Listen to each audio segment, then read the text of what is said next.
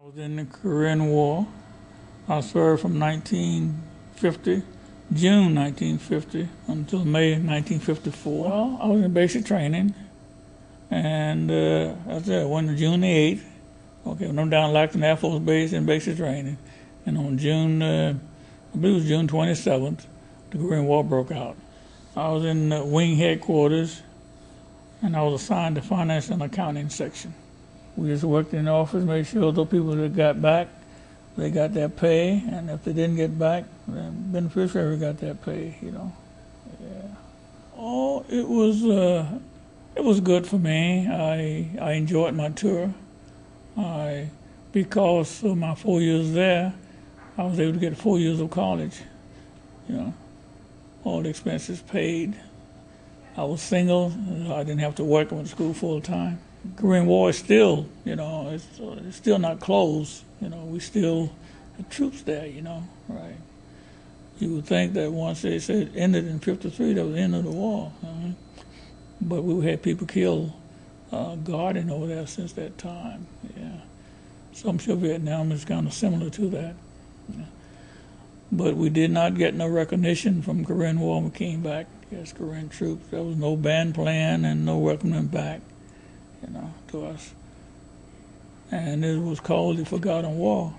In fact, because President Truman ordered us in, it was called a Korean conflict. They had to go to Congress had to pass a law and change to the Korean War, but originally it was Korean conflict. Okay. I was glad to see that that finally got recognition, and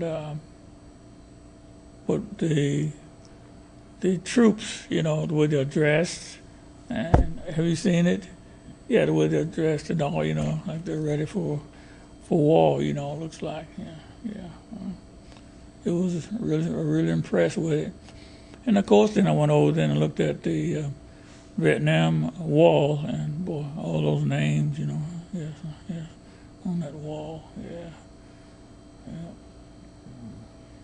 Oh, I traveled over Japan, as I said myself.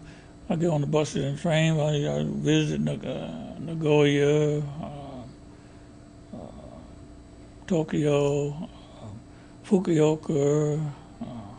I said Hiroshima,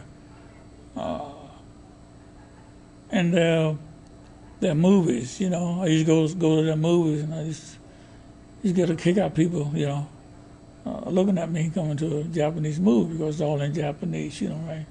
So I learned to speak just a little bit of Japanese to understand a little bit, I look at you and I would say, "Anata wa name desu ka?"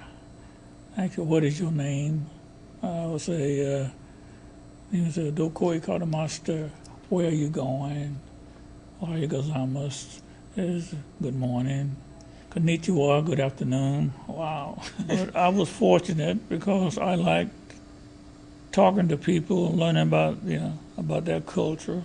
So I used to ride the train and the buses throughout Japan as an individual.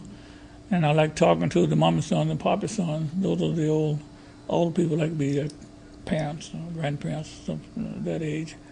So I learned a lot about their culture and their country by doing that. I used to spend the night with them. They were real nice to me. Okay, So those are some of the people that I remember, and hopefully I never forget those. Yeah, it goes to South Seoul. I used to fly over there on TDY. Seoul was all bombed out. There's nothing to see. You see the buildings that was there was all bombed out. And that's why I was amazed in 1988 when I had the Olympics there. All these tall, modern buildings, I couldn't believe that was Seoul. Yes, like it looked like New York City or something, Yeah. But no, it was entirely different back then. Yeah. There was just nothing to see. But on C-119 one time, believe it or not, one time, it's got four props. Two on one side went out. and it kind of flew like sideways, but it stayed in the air. Well, I'm looking out at them, when they went out. It was on my side of the plane. I remember that like yesterday, yeah. Scary, it's scary, yeah, it's scary. Did they smoke or anything? Oh, yeah, they smoked, yeah. Did they find out what caused them to go out? No. I hit the ground, I got out of there. Oh, I went to Seoul every month. I had to go over there every month for a minimum of 3 days.